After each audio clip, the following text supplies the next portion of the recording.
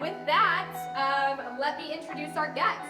So our guest today is Sam Kulikov, a Kansas City-based entrepreneur and a UMKC alum, like I mentioned as well. He's the founder of the Kansas City Pioneers, which is the esports team, and Social Apex Media. Sam has turned his entrepreneurial vision into brands that have global reach. Under Sam's leadership, the Kansas City Pioneers have achieved remarkable scale, 1 billion stream impressions, 700 million social impressions, and the organization's teams compete internationally, shouting billions of fans across multiple continents, attending over 70 major tournaments and approaching $3 million in revenue. Sam's innovative approach to marketing combines design thinking with authentic, community-driven campaigns. He specializes in leading experiential marketing initiatives that connect brands with fans around the world. Under his leadership, the Pioneers have secured partnerships with major brands including DoorDash, QuickTrip, and Logitech, and driven over $35 million in earned media revenue. As Social Apex Media, Sam has led campaigns for a variety of brands like Starbucks, NASCAR, Target, and Sporting Kansas City, as well as community work with organizations including the Negro Leagues Baseball Museum, Boys and Girls Club, and the YMCA. Sam is a creator who thrives as an entrepreneur. He builds ideas, leads teams, connects people with brands, and just on a personal note, is a super engaged and high quality mentor that I know so many of our students have gotten a lot of value out of. So thank you for joining us, Sam.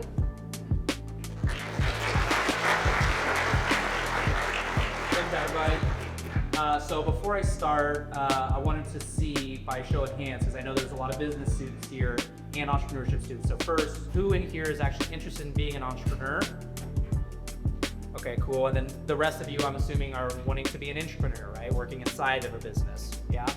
Okay, awesome. So what I'm going to talk about today is going to connect to both of those things, right? Because a lot of the qualities of an entrepreneur can be used both to start your own business, but also be a value-add member of a corporation or a growing startup, right?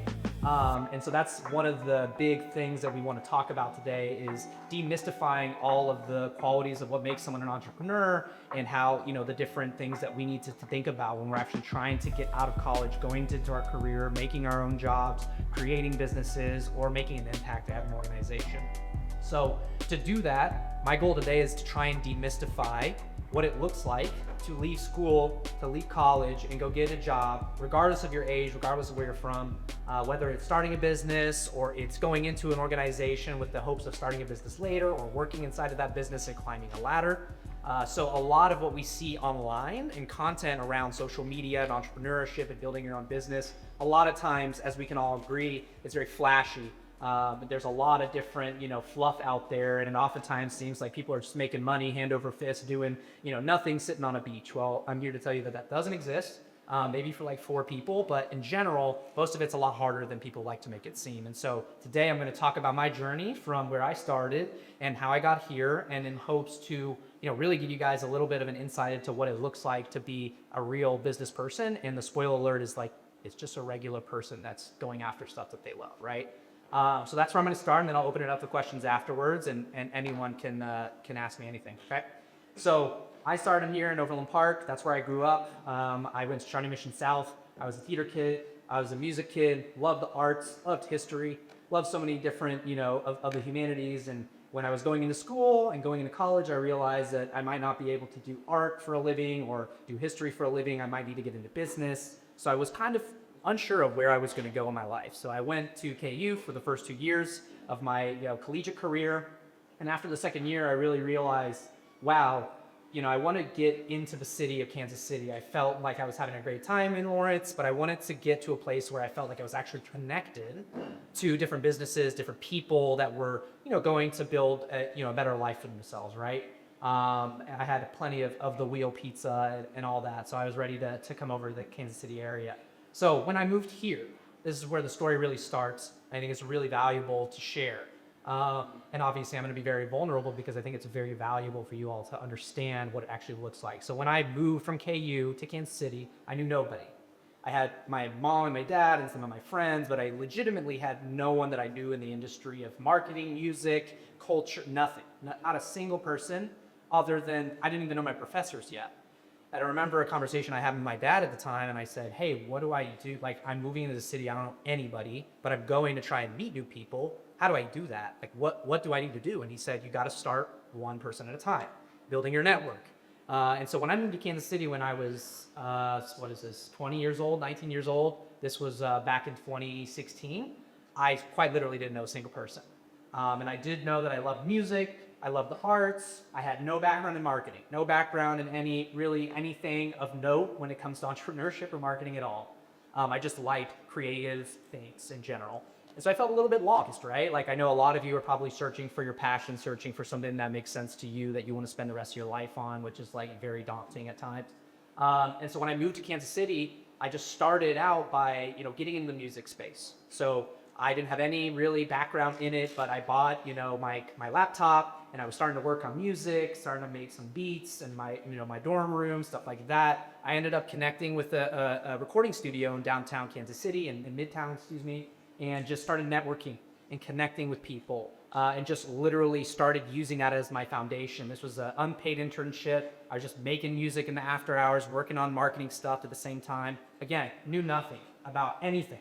I mean, literally, I could have been just like a guy off the street. Straight up didn't know a single thing about music creation other than a little bit of what I had learned in school. And so fast forward those 2 years that I had spent at UMKC and subsequently also at the recording studio, I learned how to connect, network, build relationships, meet with people. And when I was at UMKC, I got connected with some amazing leaders and professors that I'm still in touch with today. People like Professor Booth, Professor Gonscher. They were really integral in helping me understand how to move forward through my life. This is the most important part of my journey, I think.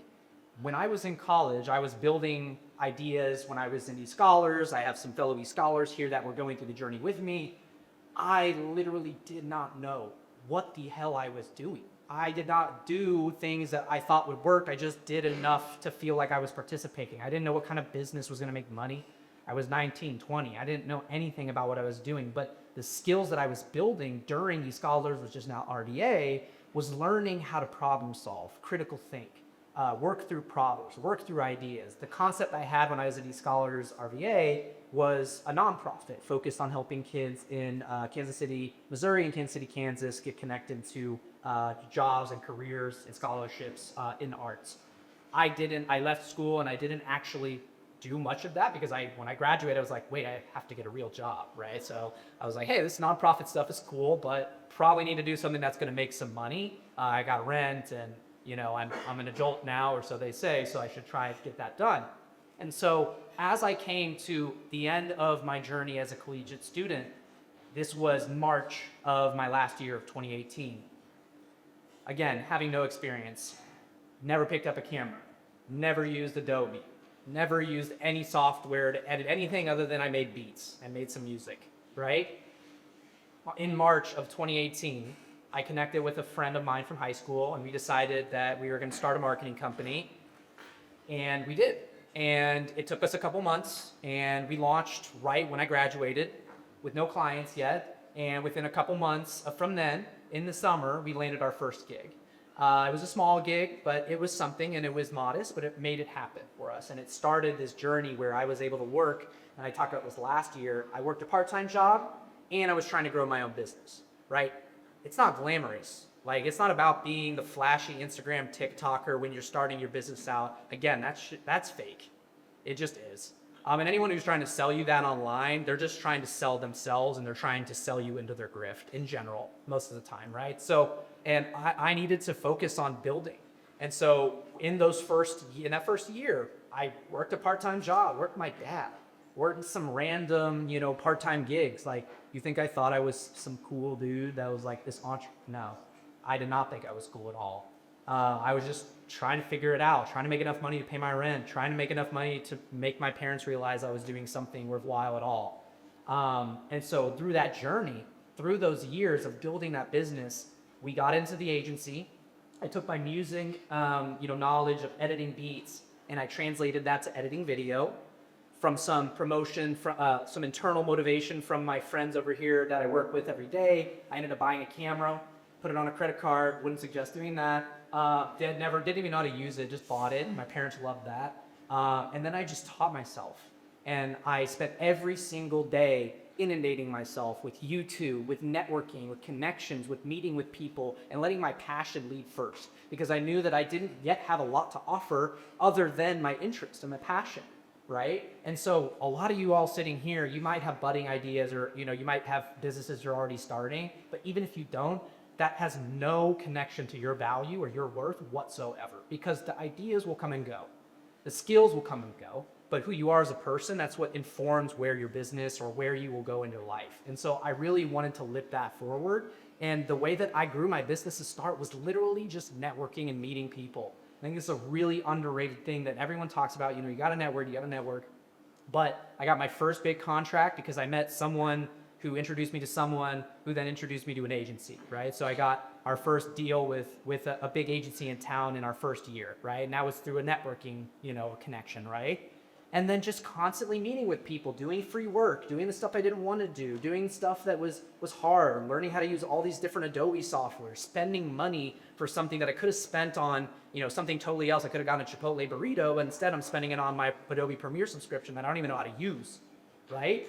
But that's what motivated me, is I knew that I had all these tools in front of me, all these soft skills, all these connections. So if I failed, it was on me, right? It wasn't because it was about my skills or it was about, the circumstances. It was, are you out there hitting the street, talking to people, connecting with people, doing what you love, or are you not? And it's really pretty black and white, right? And so when we are going through how we demystify being an entrepreneur and being a successful member of a corporation or a startup, most of the time, and I can say this from experience of hiring people, most of the time they're just looking for people who care at all. And so working inside of businesses where you feel like you have a passion for, where you feel like you have something to offer, is not only very important, it is almost the only thing I would say matters in your career. So people that tell you don't get the degree that you want to get, don't get the the job that they think won't make money, don't listen to them.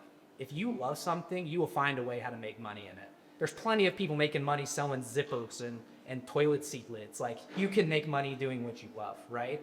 And so first off, we need to reject that premise that doing what you love is somehow not correlative with making money and making a reality for yourself. The truth of the matter is someone that tells you you can't make money doing something just probably hasn't done it themselves. And then when you do it, they're gonna be like, oh my gosh, that's so cool, how did you do? It's like, yes, we know. And so I think the big thing that we have to understand when you guys are going through classes, when you guys are going through all these different, entrepreneurship incubators and networking, the biggest thing I can give you is understanding that you just need to network, build your knowledge, and really stay locked in on your lane of what you're passionate about, because you only have that lane to win in. If you try and copy other people, if you try and pretend to be someone that you're not, if you try and be another e-commerce wizard and copy the playbook from 1,000 courses that are being sold, it doesn't work. It doesn't work. You can only do what you can do, right? And so what does that mean? To demystify that at its core, you have to do what you love. You have to do what you're passionate about. And sometimes it might take you 5 years to get to having enough money to do what you're passionate about, and you have to work another job. And that's okay too. Maybe you have to work a part-time job for 3 years, 4 years while you're building an idea. Doesn't make you any less, but that might be what's required to get it done. Just because you can't make money right away as an historian or a musician or a fashion designer doesn't mean you can't ever, right? So it's just about bridging your passion with reality. This is another thing I talk about a lot with the students here is you can have passions and dreams and visions, but you have to back it up with real stuff, right? Everyone in here needs money to pay their rent or pay bills or pay whatever, but it's not all or nothing. And as I grew my businesses and as I grew what I was doing with Social Apex and with the Pioneers, not only did I not have experience working in the marketing space or using a camera or doing any of those things, I sure as hell did not think I was gonna own a sports team. I didn't come into the field thinking I was going to do that. It just happened through connections, through my network, through people that I knew. And then it was a very challenging thing, just like the agency. And we've been doing this for about 8 years now. It's been very much so this roller coaster up, right? It's up and down and up and down. And what would happen if I listened to all the people in my first 2 years and said, oh, well, you're working a part-time job. Like, are you sure? Like, you should maybe go get an agency, or you should go work in an agency. Well, if I had listened to them, then I wouldn't be here today, right? And I think that's really important. And so really what we think about when we think of entrepreneurs is we see the big names in our heads, right? The Kim Kardashians, the Peter Thiels, all these massive brands that we think, oh my goodness, I could never attain this level. I could never become this person. I could never reach these heights. But we forget that they're just people, literally, like me, like you, just different points in their lives with different connections. And there's nothing separating you from them in terms of accomplishing what they have done, right? Because we seem to see all these like crazy different stories of founders, and it always gets one-upped. Every year, Forbes has another new next greatest founder. And it's not about that. It's just about doing what you love, right? And so the big thing is you guys are here at UMKC and one of the best colleges in the country at giving you the soft skills, the intangible skills that you need, along with the coursework that you need to go out there and actually have an impact in the companies you work in or the ideas that you have. This is the testing ground. You guys don't have to get anything right. In fact, I would get as much as you can wrong right now, because when you fail in real life, it sucks. When you fail here, it's just practice. You've got all these guidelines. So imagine, I'm sure there's some of you in here now that are playing it safe, maybe hitting some base hits, right? Some singles. Like, go swing for the fences. Why not? You're here.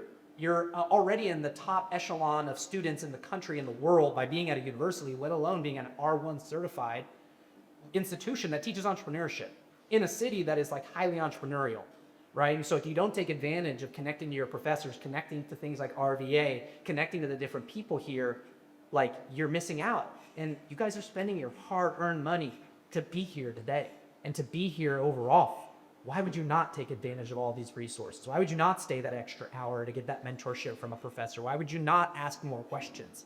We're too worried about being seen silly or seen stupid for our idea, or we don't want to ask questions in class. One of the things that really helped me be successful is I asked a shizload of questions, like too many questions sometimes, but it's really important. And I'm not afraid to ask questions, and I'm not afraid to be wrong, and I'm not afraid to, make sure that we're doing the right thing. And so I think that that's a really big piece of what I want you guys to remember, is that while you're here at UMKC, the more you fail, the better you will be when you leave. Fail forward, fail fast, fail as many times as you possibly can. There's no success at school yet. Like maybe for a few of you, you'll hit a big home run. But in general, if you can fast track your failures, and by that I mean trying and failing and trying and failing and getting up again and getting up again, like that is what you should be using your time here for. Because the demystifying of an entrepreneur, all it is they are real people who tried and tried and tried and tried and did and did and did. In the face of adversity, people thinking they were stupid, people thinking TikTok is dumb, people thinking the internet's dumb, people thought, insert any trend of any product of any company. They were all dumb, or they were all fads, or they were all silly. Well, guess what? The Mag 7, all startups. Okay, so the leading financial hub of the entire world, America, and the leading 7 companies of our entire financial backbone all started basically in a garage. Like, you should see some of those early videos of the YouTube founders, Google. Like, these people were just literally just making stuff in their garage. It's insane. And so for us to sit here today, I want you to remember that they started from humble beginnings. And then by the time they got to their $100 million raise, $200 million, they were just on to their next part of their journey. But they were just regular people who had an idea, who started out and just kept going and kept trying, kept throwing things at a wall, right? Like think of Blockbuster and Netflix, right? Blockbuster thought Netflix was a fad. No, seems like Blockbuster was a fad, right? And so what I want you guys to take away from this conversation, or I want to make sure I open this up for questions because I want to make this as interactive as possible. You need to fail. You need to use your resources. You need to use this as a simulator, as a video game, right? In a video game, would you load into a game and just like not play because you were worried about losing your first fight against the boss? No. You would fight them, lose, rage, come back, fight them again, lose, rage, come back, fight them again, and then in a month you get it done. What, you just give up or not play? And maybe that's not an applicable analogy for everyone here, but it's the same way I feel about life, right? You guys have a chance. You were given this opportunity. Like, you all are here today learning. Like, how many people get this chance? It's absolutely beautiful. Like, you should feel so much gratitude, and not in a way of like feeling guilty or feeling shameful. Some of you are sons and daughters of immigrants. Some of you have come here from across the world. Some of you have come here from our own backyard. Like, We are so damn lucky to be here right now, to be alive and to be in this building and to have these professors that care about us. Like, make sure that you carry that with you every day, because that is the energy. That is what you need to feed off of, not the trolls on Instagram, not the TikTok flashy stuff. That's all a facade. It doesn't exist in the real world, right? And so I want you to come away from this, if you do with anything, come away from this conversation knowing that it's okay to fail, especially while you're here, and especially as even when you leave. You got to lean on your resources. You are paying money, spending time to be here. If you don't use resources that are given to you, like career services, career fairs, etc., what are we doing, right? Like, use them. You are here, use them. And the last thing is, like, every entrepreneur, every multi-billion, trillion-dollar company, NVIDIA, Google, all regular people that started a company, had an idea, found more people, found some money, then grew it. That's it. I know it's a lot more complicated than that on a balance sheet and what they actually did, but they were just regular people like us who were, at what do they call, lectures, and just learning how do I build a company? How do I do this? How do I do that? They are just like you. And the more you fail now, when you get out into the real world, you're going to have a better chance at succeeding and winning, because when you fail, you get to adjust and pivot and change. Every single great company, like Professor Matlack and I talked about, pivot. Every single company on this planet has had to pivot. Every single one. There's not a single company, and the ones that didn't are dead, right? Instagram was a meetup app. YouTube was something completely different. Like, all these apps and SaaS companies, they constantly are having to change. And so it's the same attitude we have to have with our lives. And if they don't have to care so much about their core product, right? Think of how many of us are like, I'm this, I'm a musician, I'm an entrepreneur, like, imagine if they were that stubborn with their product. They would have died. But they didn't. They cared about surviving and growing their company and providing for their shareholders and their stakeholders. And so they said, what's more important, my idea or my success and my future? And they chose their future, right? And that's what I want you all to do today. I want you all to know that every time you take a chance and every time you fail, that you're actually winning. And every time you take the easy route, you're cheating yourself.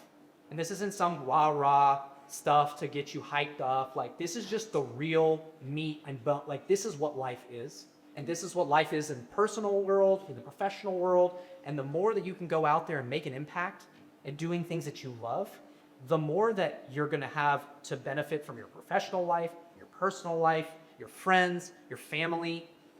We're all too swept up and consider too much of people's advice on social media, and, all this different stuff that's out there. It's so easy to fall indoctrinated to, whatever trend is out there. But remember that there's only one you. And if you try and go out into this world and be someone else, not only are you fail, you're depriving this world of your individuality. And that's not something we want to do. We want you all to go out into this space and add your own touch, because that's what we get to do as humans. We get to enjoy this life. And what better way to show gratitude for this opportunity we've been given than to share our skills, to share the things we love with other people. So as I close and head into questions, the last thing I want to share with you all is confidence. It's a big thing that while you all are sitting here, it's hard to build confidence. I know many of you may feel like, I'm not an entrepreneur, I don't know how to build a business, or I don't know what I'm doing. You have everything that you need to feel confident now. And that confidence comes from that you are alive and you have a chance. And you just need to put the hours in, and that is it. That is it. If you are putting the hours in, then your confidence has to be there, because you'll keep getting better. You'll keep changing the skills that you're using. You'll keep changing the jobs and the careers you're in. But if you keep showing up every single day and just putting in the hours, sometimes less, sometimes more, then you need to have confidence. And you need to know that your opinion matters, whether you're an entrepreneur or an intrapreneur. Stop keeping your mouth closed and stop pretending like you don't know what you're doing.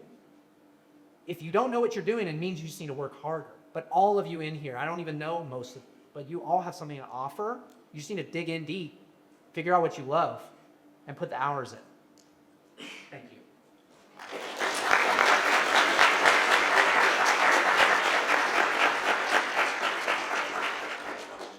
All right, we are ready for some questions, so go ahead and put your hands up. And do we have a second mic? It's locked up, but you might just have to check twice. Oh, carry the microphone. I'm gonna try to unlock this. Okay. All right. I can yell. Okay. Look there, safely. Hi, I'm Samin Al-Biksui here, and I just come to ask you, you said that initially you started off with nonprofit goals. You had a program and start a program to help young people, and you kept it to goals and things like that. But now, 8 years later, and you are successful. Have you ever gone back and started that program or any other nonprofit endeavors? Yeah, thank you so much for bringing that up. So I got into nonprofits because I loved, just community and stories and people. And my nonprofit journey started back when I was a freshman in college, and I lost a close friend of mine to suicide. And so it was the closest I had ever been touched by that type of instance, and it motivated me to try and do anything I could help. So I started a nonprofit, raising money through soccer initiatives. I then pivoted to the Left-Right initiative, was what I tried to build at UMKC. As you mentioned, when I got out of school, I had to spend the first couple of years like, hey, I got to figure out how to make money and be a functioning adult. And then since then, I'm super proud to say that Social Apex, my marketing agency, has donated in-kind video services to many of the institutions here in Kansas City, including the Negro Leagues Baseball Museum, the American Jazz Museum, Creative Hearts, so many other institutions, the YMCA, Boys and Girls Club. So my agency and my awesome team here, they selflessly put up the hours to help tell stories for nonprofits who don't have the operating expenses to do so, right? So that was one way that I was able to bring my nonprofit passions to life through my for-profits. And then at the Pioneers, we actually were able to do a lot of what I wanted to do at Left-Right Initiative. It was just through a gaming lens, where we built the first of its kind in a training facility at Boys and Girls Club in Blydenthal in the Dot, where we actually created a streaming gaming facility where kids from the area could have access to internet, have access to games, have access to streaming computers. We also did lectures, we did workshops, we did physical activity workshops.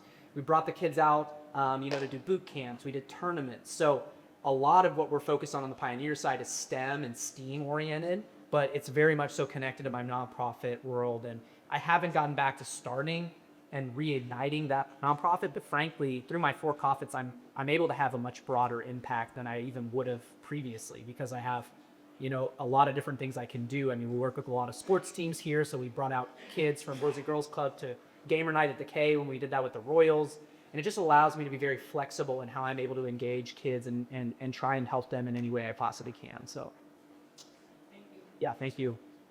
Oh, yes. Hi, my name is Isaac Caput, and I'm also technically a Block student. Something that I noticed is that you were technically the founder of both Pioneers and Social Apex, so I'm more curious, how do those names kind of come to be? What inspired you to sort of name your companies that sort of name? Yeah, no, for sure. Well, I started Social Apex on the way out of school, and we created the name. Admittedly, I came into the business, it was just a one-man show, and we started the business, and it was called Social Apex Marketing. Then we changed it to Social Apex Media. It was our kind of cheeky dig at trying to get better SEO rankings a little bit. So we oftentimes get social media kind of mixed up in there as a little tip for us there. But that's how Social Apex started. I spent a couple of years building that business, and then COVID hit. And a friend of mine that I knew growing up was like, hey, I want to do this gaming thing. Like you should do this. And he came to us, and I was like, to my business partner at the time, and some of my guys here, and we're like, hey, should we let's support this organization, try to build it. And we came up with the name Pioneers because it was truly like a pioneering moment for the region, because there's no other organization within 600 miles of us. There was no gaming, there was nothing gaming other than tournaments and events. We were the first pro team in esports in the city. And so when we developed it, we created it, slightly braggadocious maybe, but we felt that we were pioneering an initiative, and therefore the name stuck. And since then, we have taken Kansas City with us to Finland, Sweden, Saudi Arabia. Around the world, people have seen Quick Trip, Price Chopper, Jackstack. We're taking the city with us to places and reaches of the world that it's ever been. And so I do feel like we've done well by our namesake. But I will say that during COVID, when we started Pioneers because in time, marketing was in the gut when COVID hit. We were down bad, like in the dirt, almost dead. And we were like, hey, let's start another company. Like, let's see if like somehow, you know, running these together, we could make something happen. And like, I didn't know what was gonna happen. I had no idea, just had like a good feeling about it. But then by building the Pioneers up, our agency came up with it. And then we were able to work on projects with the Pioneers, with Social Apex, building a book of business together. And then Social Apex kept growing. Now we're a team of 10, and the Pioneers is scaling on its own as well. So it was a perfect example of like, I wasn't trying to like be flashy and do cool, like I just wanted to like do things I was interested in. And I didn't care if it was going to be successful or not. I started a CED company in 2018 as well at failed. So I'm 2 for 3 now, at least in the current time, like 8 years in. So hopefully we can keep that streak going. But that's what I mean with failure. It's like you just start and you try and you keep going. Hi, I'm here to yourself some about a transition path. That's an OKE or someone when yourself for you with that more great news and week or so.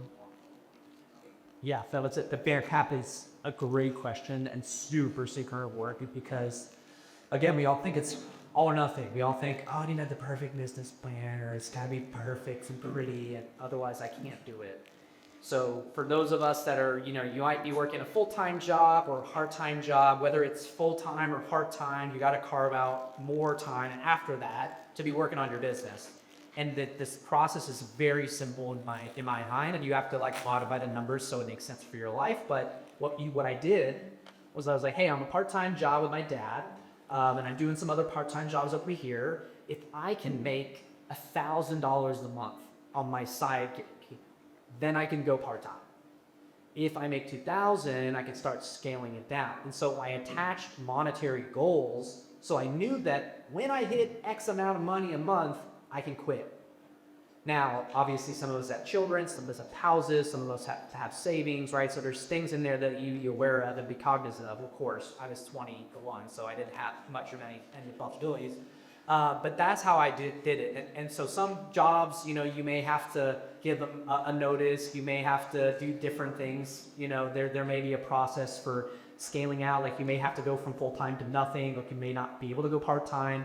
So you're gonna have to adjust it for your own lives. But the best advice I can give you is figure out what you need to make every month and like to live, right? You're not going to Bali, but like enough. And like, how do you start chipping away at that? I get $250 a month, $500 a month, $1,000. Again, it comes to demystifying it. Entrepreneurs, that guys who made NVIDIA, they think they were going to make the world's dollar come out. I mean, they but they definitely didn't see how it was going to happen. They just did it. And so that's what I would do, is create an actionable step-by-step process. Like, hey, next quarter, if I can do $200 a month every month for this quarter, then I know I've hit this next mark. Next quarter, I need 500. Next quarter, I need 1,000. Next quarter, I need 15. And then you full send it when you have enough revenue in history to know that not only you'll have money that next month that can pay you full time, but enough to like carry you into the next couple months, right? Because you don't want to drop your full-time gig for 1 month making $3,000, right? But that's how I would do it, is really making sure that you're just putting numbers and data and understanding what the implications of your job are versus thinking that this crazy, scary thing like, oh, don't be your job. For God's sakes, don't do that until you're very much so ready, right? You're at least generating enough cash flows to support yourself. My name is Izzy. Synthetic question about how you negotiate purchase with some organizations. Yeah. As sweet back. Yeah, for sure. So our first major deal was with DoorDash. That was in our first year in business. Mind you, we did not want to split seat for like, there was no blueprint really for the Midwest. There was a few organizations that were, worth $1 billion that were not in remotely to us. So like ad didn't apply. So we kind of had to hit the board with something new. In our first year, we started out by creating a lot of content, building a good brand, building a lot of connection with community, doing a lot with Girls Club, doing a lot with our different partners, and really being passionate about our city. and putting on for our city, right? And so when we came to the table with Ramp, DoorDash, who had never been into gaming ever, we were the first org that they had come to, that we have connected with, and we had not only a new entry into a new market for them, but we had the business acumen to back it up. My colleague and our CEO, Mark, comes from quite the background. He has a lot of experience managing high-level budgets. We had an agency backing up everything we did. And so all of that combined, when we were pulling them down the funnel, they saw an opportunity to work for Hungry, have an opportunity to build something great, and that can bring quality to it, right? Did we have 1 billion followers yet? No. Did we have 1 billion teams yet? No. We had just picked up a team, and like they were really good. They hadn't even gotten good yet. And so again, when I talk to you guys about confidence, like I had no reason to be confident at all. Zero, none. It was a two-year-old entrepreneur, but it worked because I was passionate, cared about the space, and I understood the space, and I understood what my capabilities were, what I couldn't do, right? I couldn't provide them with a massive $100 million market cap, but I could build something for them regionally. I could build marketing materials for them. And so when we then used that, we then grew the company, grew our organization, grew our teams, and we connected with different companies like QuickTrip, Price Chopper, Jack Stack, all these different brands and many more. And we did amazing opportunities to give them an exposure to our world. So instead of saying, oh, well, there's these like big orgs out there that are, spending a lot of time just getting these big deals, and they put a logo on a jersey. Like, we're from Missouri, we're from the showing state, right? Like, we had to like show out, and like we had to be bigger than we were. And how did we do that? So when we signed Price Chopper, we hosted a boot camp at the Kauffman Stadium with the Royals in the Diamond Club, where we flew out 8 of the biggest organizations from around the world to have their players play inside of the Diamond Club on the Crown Vision. And Price Chopper, this was their first event with us. So they come in and they're like, oh my goodness, this is crazy. We did all that and no electric, nothing. Like favors and late nights and shipping computers. Like, it was gritty, and it was down, in the dirty. Like, you had to get your hands dirty. No budget.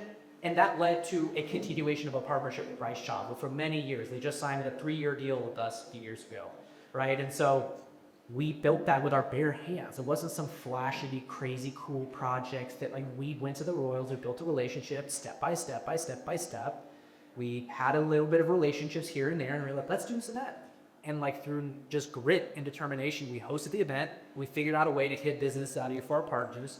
So that's just one example of the many ways that we got creative. Boys and Girls Club's another example. Price Chopper was part of every single build out that we did. So they got to connect to the community through us, right? And so it's about being creative and being thoughtful and having a vision, and vision comes from passion. Vision cannot exist without passion, because passion is just something like you love something and you're confident in it. And like, I didn't never build a gaming, like we had never built a gaming room, like a streaming facility. That was never a thing we had done. Like, we painted the room, bare hands, like just, but like, that's what you have to do, you have to build things, to do stuff, so hopefully that was a little bit helpful. Hi, it says, I had a question that she's about something because down promise me you are able to show off the real life, not some flashy excuse of it. Do you believe it is done properly for entrepreneurs to use it to their advantage? Absolutely. I think that, it's a great question. Very actually more profoundity than if I initially got. Like, our gift that we get to give the world is we get to create.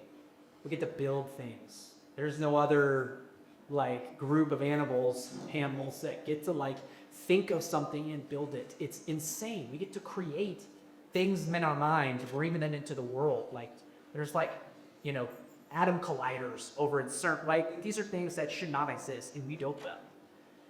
The other thing we were given is our word. And our word is so powerful. And through social media, we have seen the absolute degradation of word and the degradation of trust, because people are not who they say they are. They pretend to be who they're not. They only show you what they want you to see. And so we have come to not value our word as much. But I push back on that narrative and I say that being authentic is our best way to contribute to social media that we possibly can, because there's so much ads out there, there's so much spam, there's so much content slop that your video might just be the reason one person decided to try. One person decided to go, for a run. One person decided to read a book. One person decided to go do something different with their lives. We have a commitment to honor our word and our integrity. And through social media, we had an opportunity to actually share that with people that we don't even know yet. And so I love that question, because I think all of you goes back to you don't have to have confidence about anything. You just need to share your life and share, whether it's in person and having, a great connection with someone in real life, or if you're passionate about your kids, or you're passionate about, education or civic rights, anything like that. Share it, but just make sure it's authentic, right? Because there's plenty of people out there that are doing it for the engagement baits, and for the X payout, right? So we don't need any more of that. But if you hit the social media streets and you actually are yourself, you will be surprised at the dividends that they will pay you, and also you're contributing something positive to the world. I have maybe 5,000 total followers. I don't have a very big social media presence, but everything I post is. And when I post something, I post it with intent. It's not to bait or to make some trend or whatever. It's I want to share something valuable. And then 20 people may think it's dumb. 30 people may think I'm stupid. And then one person got value out of it. Do you think I care about the 50 people who thought whatever? I don't know. I want to share something that I want to share because I'm passionate. I care about it. If you want to go hear something else, go follow someone else. This is who I am. So either you're stuck with me or you can unfollow me, right? And so I think that question was really powerful because you all have something to share, right? Posting about things that matter to you, a poem, a book, a movie. That's what makes us human, is sharing experiences with each other. And if we just treat social media like it's this money machine all the time, it's just going to continue to poison our worldview, right? And so I definitely would implore all of you to start using social media more, but doing it in a way that fulfills you. Stop scrolling, start creating, right? Stop scrolling the time you post. Me and our crew over here, we call post and ghost. Post it and you just delete the app. Post it and you get off. Because it doesn't matter what they say, or what the engagement was, or how many likes it got. Just post it. Share your work, share your experience with people. And that it doesn't need to matter, right? Because if you're gonna be successful and famous one day, which a lot of you maybe want to be, how many people are gonna be your friends and supporters versus your haters? It's gonna be like a 90-10 split to the hater side, maybe more, right? And it's just triple life. And then when you're super successful and that press release coming out, they're all gonna be your best friend. And then a month later, they're all gonna fit your account. That's just how people are. They're fickle. So stop grading your life on what they say, what they want, and what they're posting it out. They're only telling you what they want you to hear. Start posting stuff that you want to share with the world and put out there. Thanks for the question. That's a good one. We'll do 2 more questions. How long did it take for your business to return a profit? And how did your business strategy shift through COVID? Well, like many businesses with fluctuating headcount and, changes in seasons, it just depends, right? So, but with Social Apex in particular, we grew our business before COVID up to about 12. We were doing SEO, we were doing websites, we were doing social media, we were doing content. COVID hit and it was an exodus, a bunch of people that were, at the time we were all staying in 122, a lot of people left, went to California, did their own thing, whatever. And it was just a core 4 group of us that stuck around. And there was PPPs weren't any help fairly. Everyone paused on marketing. And so there was a year where literally we just worked for free and just ate crap the whole year. And it sucked. It was terrible. And I did not feel like a success for an entrepreneur. I felt like a complete failure. But I kept getting up and we kept going. And so we're 12 people down to 4. And you're like, wow, I'm a complete loser failure. And then you just keep working. And then now, years later, the years after COVID, it took us 2 or 3 years. We clicked up into the right revenues where we were profitable. And then it took another 2 years to break that plateau and crack over again. And in between, there was a lot of this, right? So there was no moment really when it was like pure profitability, because once you start reading the profits, especially in your first 10 years, you start distributing instead of new hires, assets, reinvesting in business.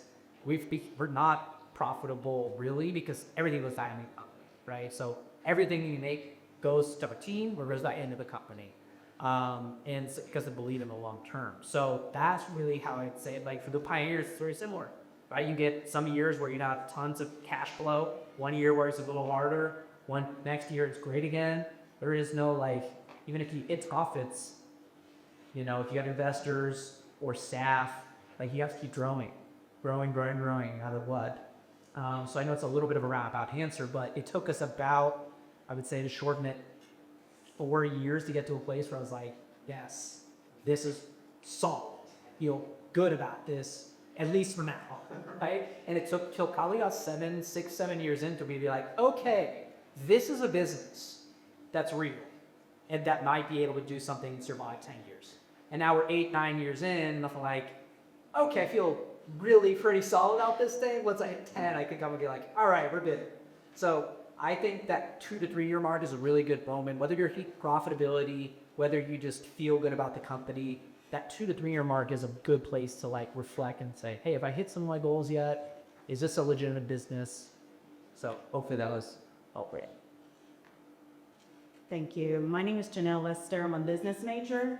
And other than the word confident, what is one word that you can give us that best describe what has helped you be successful? And also, as being an entrepreneur, we're constantly learning. What book are you currently reading right now? Oh God, you don't with that book out. There's a lot there. Okay, so first the word that I would use. That's a really good one. I gotta answer though. The word that I would use is good. And the reason I would say that is because every single time that I failed, and I've been told no, and I've not gotten funding, and I've not gotten the client that I wanted, or I lost a client, and you just say good. Awesome. More time to train, more time to recalibrate, more time to review, more time to refresh, and then I can lock back in and get back to work.